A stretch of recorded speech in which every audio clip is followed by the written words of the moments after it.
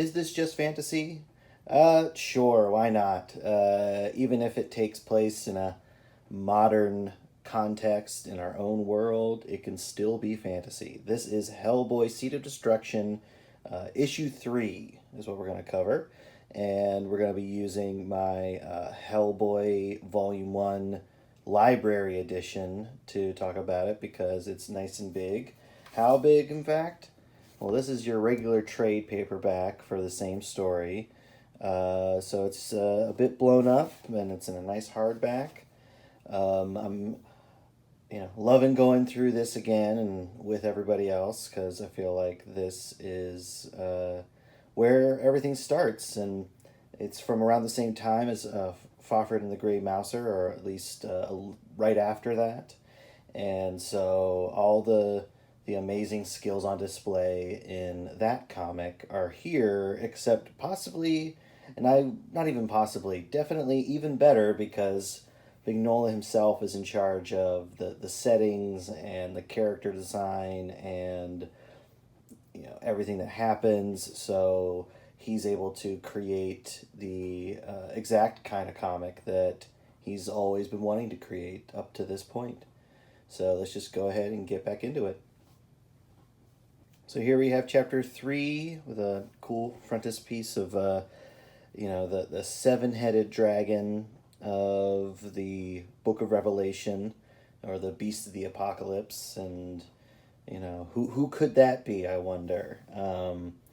If you don't remember, the last thing that happened was Hellboy was surprised and kind of taken down under the floorboards of Cavendish Hall by some tentacled creature at the behest of none other than Rasputin, the sorcerer mad monk that summoned Hellboy to Earth in the first place. Let's get into it.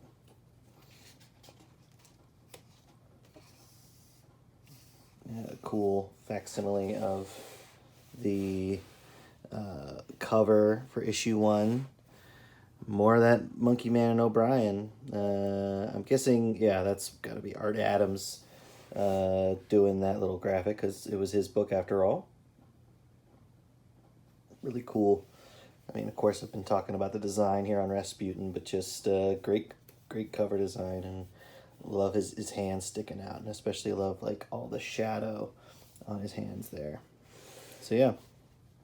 So anyway, we have some great imagery of him just falling, and that's where we can kind of build in, text that doesn't necessarily just explain what you're seeing, because we're well past that point in the history of comics where the writer trusts the reader to understand what the artist is drawing, and it's more about the context or juxtaposition of text.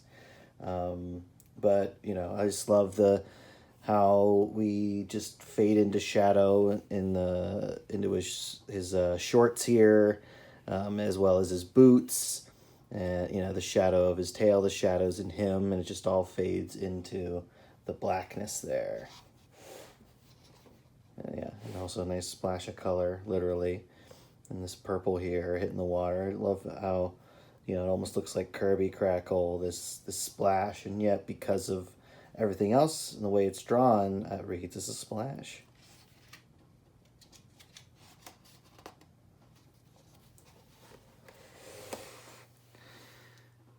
So nobody does ruins quite like Mike Mignola, and I love all of these clearly Aztec influenced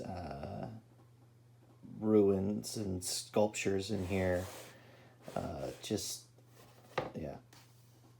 Lovely rendering, and the deep shadows keep it from just being a flat image. It gives it some shape, gives it some volume.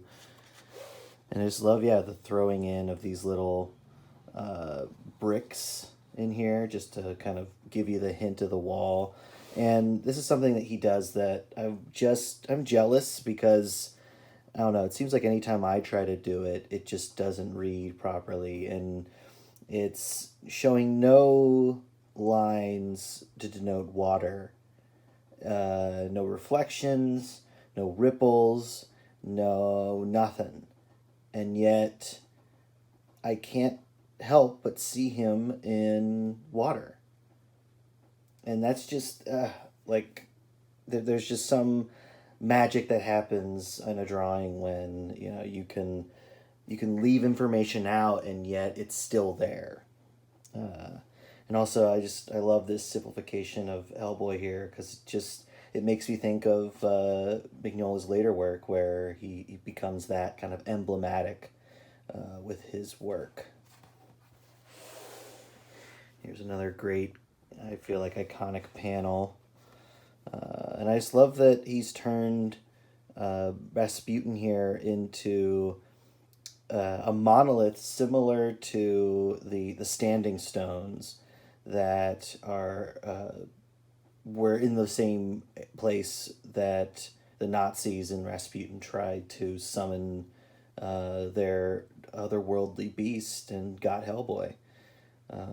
Really cool. I love this. This is a Quetzalcoatl or Kukulkan, and I actually have when I visited Mexico, I bought this kind of stone frieze that's a replica of this image, which I believe is in an pyramid.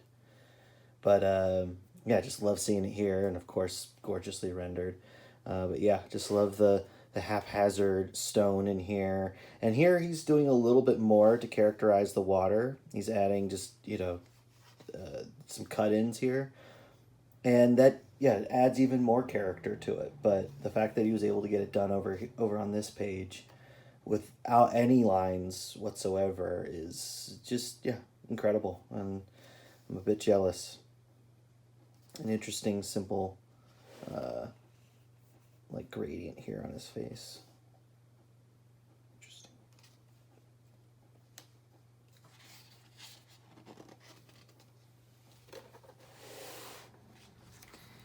Yeah, and then a great set of panels here. This is a very Hellboy reaction to somebody giving him heavy news about his destiny and who he is and otherworldly shit. Is just, get stuffed, which is just wonderful. I love that that's his reaction, because it shows that he wants to exercise as much autonomy as he can. He wants to fight back against these things. And yeah, just a gross explosion of chunks up here from the blast, and even more, and with a little swirl of blood. And, he kind of lurches, but then turns about, and we get this great, nasty, you can see the flesh here. And I just love the choice of using kind of a mustardy color and yellow, and I love the color hold on the writing here. But this definitely reminds me of the Alien Salvation book that Mike Gibbons wrote and Mike Mignola drew. There's something very, it was around the same time, and it definitely keys in to that kind of thing. I think it's possibly the fact that there's a cross here and it's a little grisly. But yeah, great imagery. Hellboy leaping, it's so, I don't know. I love a good Hellboy leaping image. There's just a grace to these. It's kind of like a lumpy character. It's really, I don't know. It's just really endearing.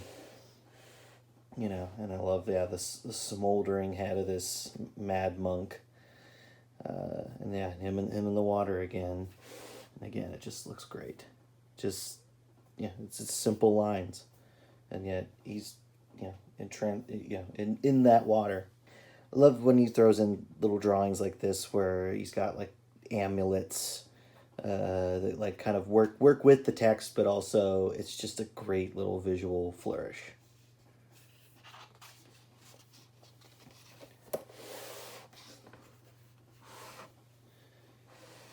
Yeah, so another great image of Rasputin here. I love how his beard just fades into his cowl, and yeah, it's just all one piece, and yet like I can envision where parts of him begin and end. Yeah, there's no dull pages. There's no pages with like it's kind of a boring page with where they're just talking or whatever.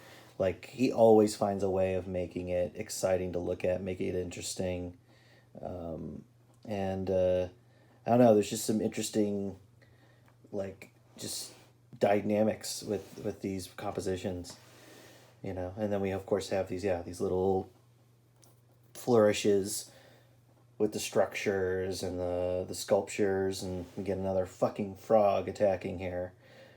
Just love how moody this is, but this is kind of like the revelation of, who he thinks Hellboy is, and the significance of Cavendish Hall and everything. But yet it's just gorgeous to look at. And yeah, these things just keep getting grosser and grosser. Look how this mouth opens wider somehow, and it's get tusks and extra rows of teeth. Like kind of the I see in this like kind of the flatness and how this is rendered reminds me of the sea serpent in that first issue of Headlopper. Just another. I mean, clearly somebody who is learning from Mignola in many ways and doing his own thing with it. But yeah, that's just what this kind of rendering reminds me of, and it's a great reminder.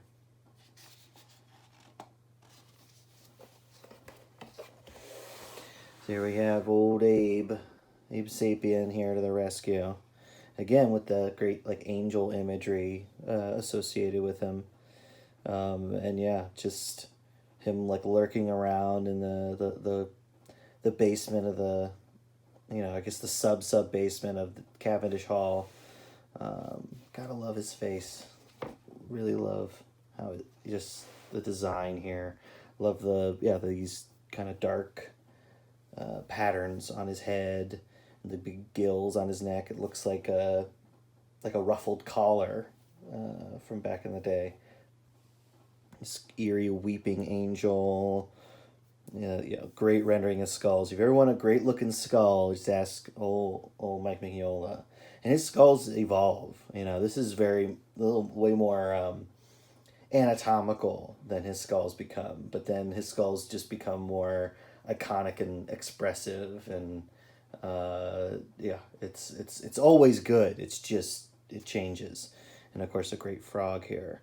And I love how Abe is in the dark so much, and yet he leaves in just enough lines and information to get the pose, get the attitude, and it just tells the story, that this panel needs to tell. We have these lurking goons in here.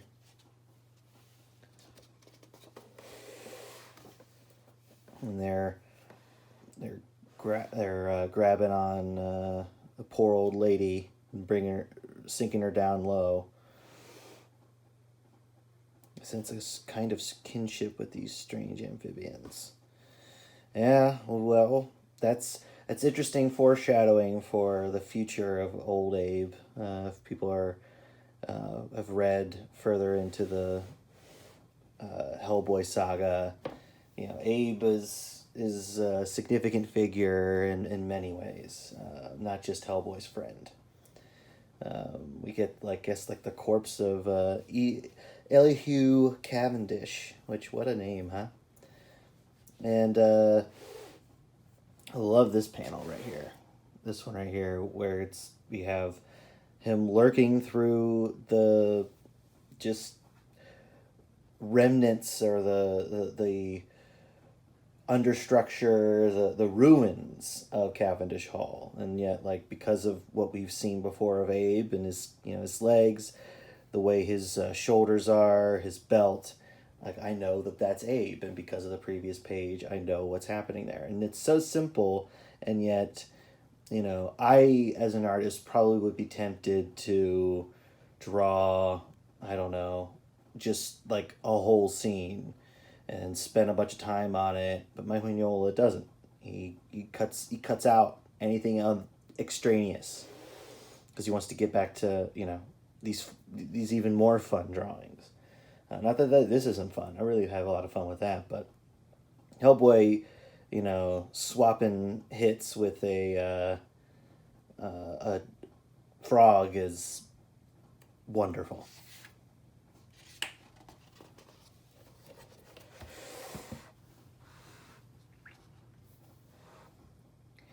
Yeah, and that's just something that, Mignola is just really, really good at here, is just great fight choreography, doing interesting things with, the creatures involved, like getting this tongue involved, getting the right hand of doom involved. But also like everything's a trade. It's not one sided. It shows a struggle. It's great for story. It's great for stakes. It's great because it's like, all right, how's he gonna get out of this? Because he can't just heavy hand his way through. He's gotta be smarter than that, which is one of the reasons why I really like Hellboy. And again, here, by setting this up and then this next panel, it's like, okay, we've traveled underwater. This is all submerged. Another artist might be putting like bubbles and maybe fish and stuff all in here to communicate, like, oh, we're underwater, and just, yeah, doing a bunch of extra things. But the fact that he gets it done without doing all that is just really compelling to me and really striking and inspiring. And it makes me want to kind of learn from him and find ways of simplifying in intelligent and evocative ways like this, so that I'm not wasting myself on extraneous detail when I can just get to the essence of what I want to draw, what I love to draw. And it's probably similar to what he likes to draw, but it's also different because there's things I love spending time on that he probably wouldn't, and vice versa. So it's great about being, becoming and figuring out who you are as an artist. And I just love how monstery this frog has gotten. Just real nasty, like very little connection to what he was before. These things are getting spikier and spikier. And yeah, Hellboy's just getting his clock cleaned here. And it's not looking good. And he's learning, I guess, the truth. A truth that carries through, the rest of the series, and through to all of Hellboy, and the influence of this World War II mythology and fucking Rasputin. Gotta just really point out when I love the black and white on these pages with the isolation of the red and the fire here. There's those standing stones that I was saying that Rasputin was looking like, but look at this blown out image of the Arctic wastes, and that's what it reads like. It's just flecks of black, strip of blue at the bottom for the water, but like that's what I see. And it's amazing that he's using such simple shapes and marks to be that evocative, because he's also doing a lot of work here in drawing this tank and putting these buildings in there, and putting in these these machines and getting all these characters in here, including a fucking floating head and ape like monster. Like, just it's all fun pulpy stuff, but it's treated so earnestly, so seriously, because it also has these like greater ontological ramifications. We're learning more about the mythology of the world that Hellboy occupies, which again is similar to our world, is similarly modern, but is also way more mystical, way more way more paranormal and magical. And that's why I feel like it is absolutely qualified under the title of fantasy. Yeah, and the Oruk du Jihad, which is, again, I guess another version of that, that seven-headed dragon. And yeah, you know, it's the end is what we're looking at. And he's hoping to start it and unlock it. And he's going to use our poor friend Liz Sherman to just try to kick that off and free the dragon, basically. Free the monster. And yeah. Hellboy's got to he's got to work together with his crew to stop him. But just yeah, I'm not saying much about the art because I feel like the art speaks for itself. I love how she comes out of the silhouette here, and like this simplification turns into this, and it's like, okay, wow, there we are. And then I love these loose strands of hair around her. Just she gives a lot of character. This beat up Hellboy. With the bright red blood dripping, matching his eye color. And then yeah, the beast that pulled him under in the first place. As well as and in this simple image here, we have that beast just rendered in line. We have our Hellboy, Rasputin, Liz right there in the shadow, but you can tell that it's her, and of course our frog.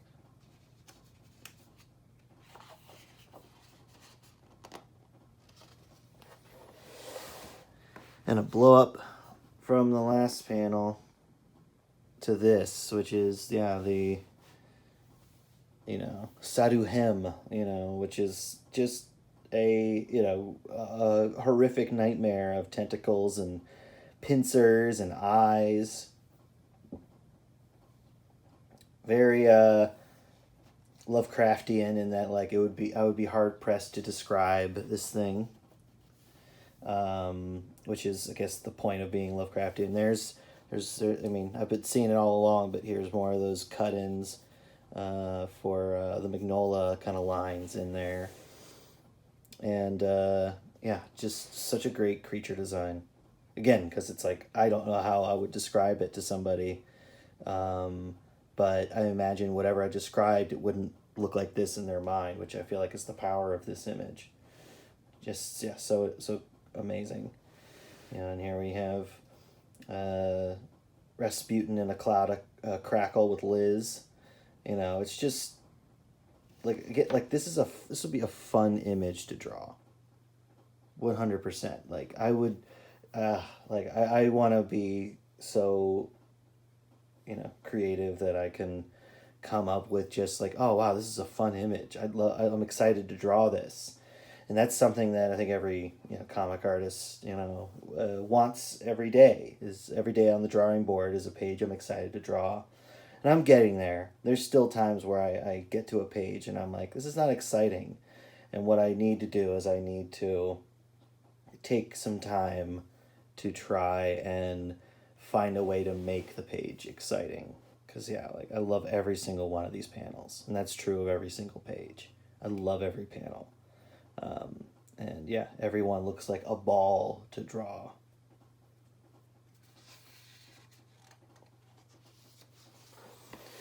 Yep. So hell is coming unless Hellboy and Abe and Liz can get their shit together and stop it for now. So that is the third issue of Seed of Destruction, the first story of Hellboy. Gorgeous work all around. Something that just makes me excited to continue on and keep covering more Hellboy, because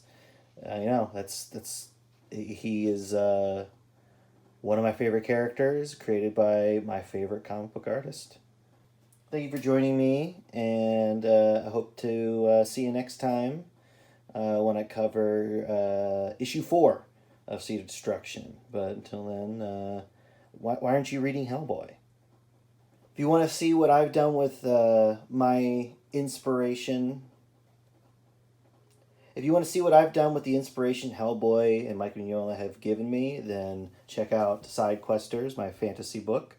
That's about friendship and fighting monsters and all that good stuff. This collects the first 8 issues of the series. It's a complete story on its own. I also have the individual issues, but you can read it over on Global Comics.